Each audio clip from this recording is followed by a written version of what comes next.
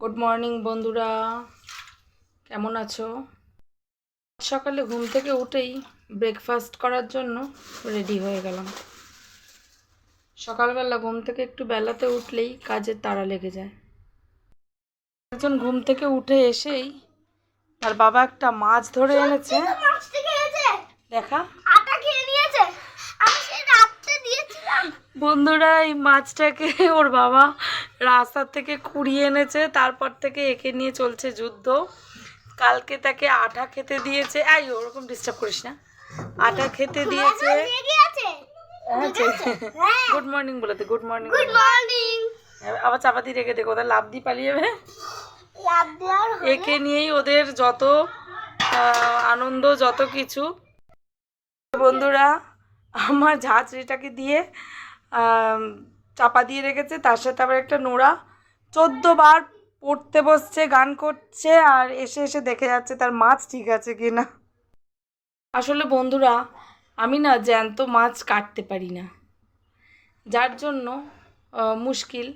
আর তার থেকেও বড় কথা, এরকম একটা ছোট্ট বেবি মাছ, একে তো কাটা সম্ভবই না।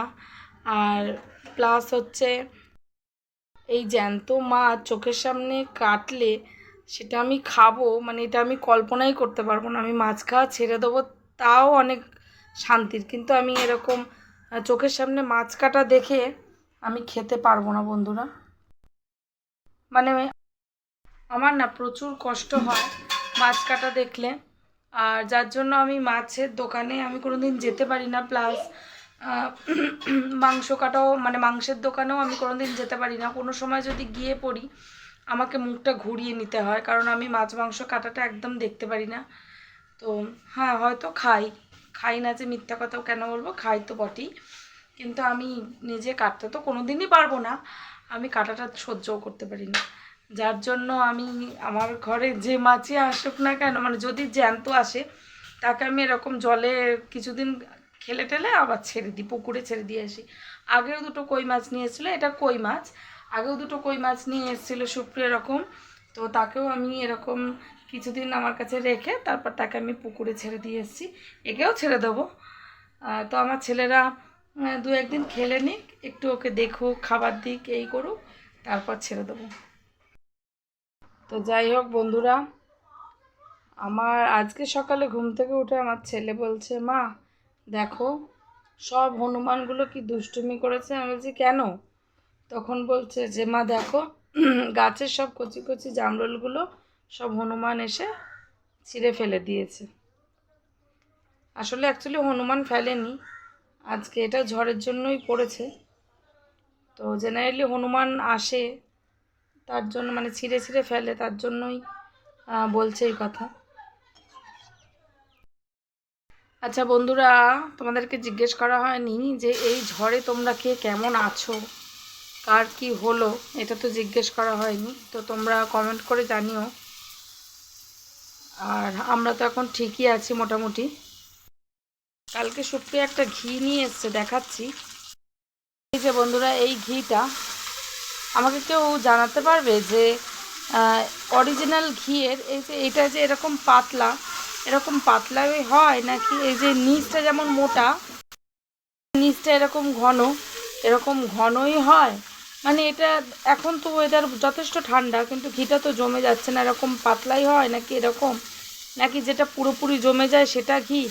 আমি না কনফিউজড কোনটা যে অরিজিনাল ঘি। কারো যদি জানা থাকে অবশ্যই আমাকে একটু জানাবে তো। আজকে একটু চাউমিনের মতো করেই পাস্তা করব বলে ঠিক করেছি। রোজ রোজ একই রকম খেতে ভাল লাগে না, একটু আলাদা আলাদা রান্না করে খেলে বেশি মজার লাগে।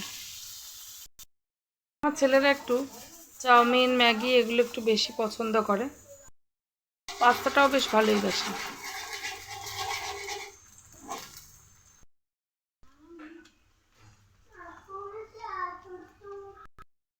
আজকে সুপ্রিয় একটু আমাদের সেই জুয়েলারির দোকানে গেছে, কারণ আমার 50,000 টাকা অ্যাডভান্স করা ছিল, তো সেই টাকাটা এখনও পাইনি। আর যাই হোক, তার জন্য চাবিটা আমরা এখনও দিইনি, হ্যান্ডওভার করিনি। সেই দোকানটা অন্য একজন দেখতে এসছে, তো যেহেতু চাবি সুপ্রিয়র কাছেই আছে, তো সুপ্রিয়কে বারে বারে যেতে হচ্ছে দোকানটা দেখাতে।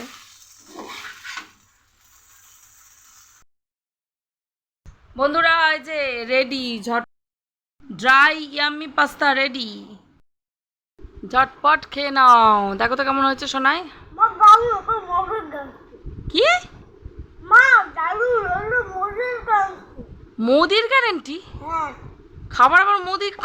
আরে ভগবান, তুই খা। ভাবতে পারছেন? আরে চুপ কর।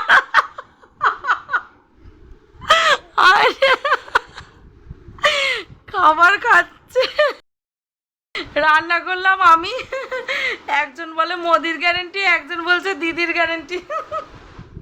কোত্থেকে শিখেছিস এগুলো? বন্ধুরা ভাবুন, ভিডিও দেখে এইসব শিখেছিস? হায় রে। দেখুন বন্ধুরা, দেখুন বাবা দাড়ি কাটার ইয়েটাকে হাতে, দাড়ি কাটার ওই যে রেজারটাকে হাতে ঘষে আর হাতটা কেটে এসছে কিরকম দেখুন। বলুন।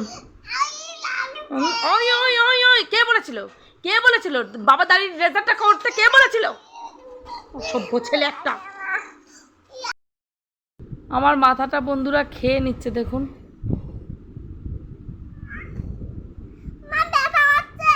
ব্যথা করছে না? ব্যথা যদি করেই থাকে তাহলে কেটেছিস কেন? হ্যাঁ, ভুল করে হয়ে গেছে। যদি সত্যি ব্যথা হয়ে থাকে কেটে তো। মারপিট করতে তো চাচ্ছিস না, মারপিট করতে তো চাচ্ছিস না। সবাইকে দেখাবো। তুই তুই কত বদমাইশ হয়েছিস, সবাইকে দেখাবো। যদি লাগতো তাহলে কি তুই চেঁচাতে পারতিস?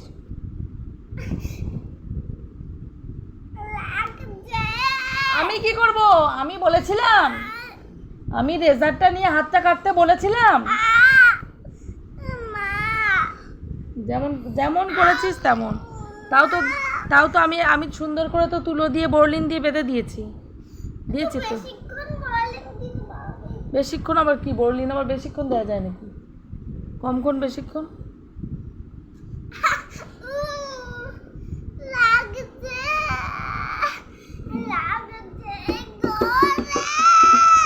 অল্প একটু কেটেছে, অত নকশাবি করার দরকার নেই।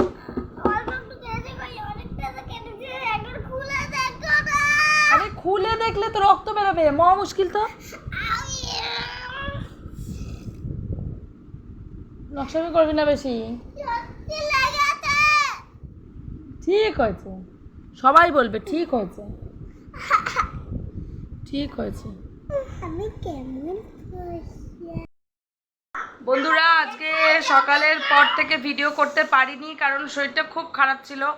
আর ছেলেদেরকেও আমার বিকেলে কিছু খাওয়া হয়নি।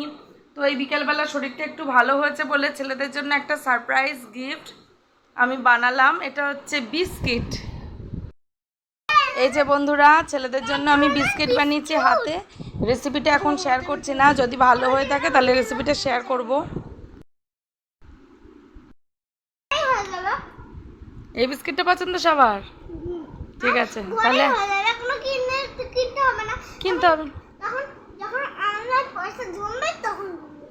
বাবা, এখন কিনতে হবে না, পয়সা জমলে তারপর কিনবো। আর ততদিন ধরে এটাই খাবি, তাই তো? খাবো তো। খাও, তুমি খাও, সুপ্রিয় খাও। ভালো হয়েছে তো? খাও খাও খাও। বন্ধুরা একটা খেয়ে দেখি।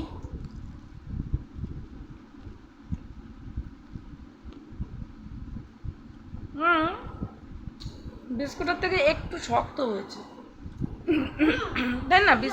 নর্মাল বিস্কুট যেমন পুচ করে ভেঙে যায়, ওরা না একটু শক্ত হয়েছে। বরাবর ঠিক করে নেবো। আর ওটা বেকড হয়।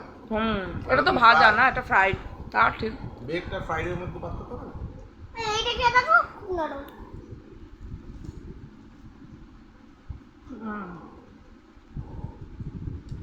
নর্মাল ঘরে খাওয়ার জন্য ভালোই হয়েছে বন্ধুরা।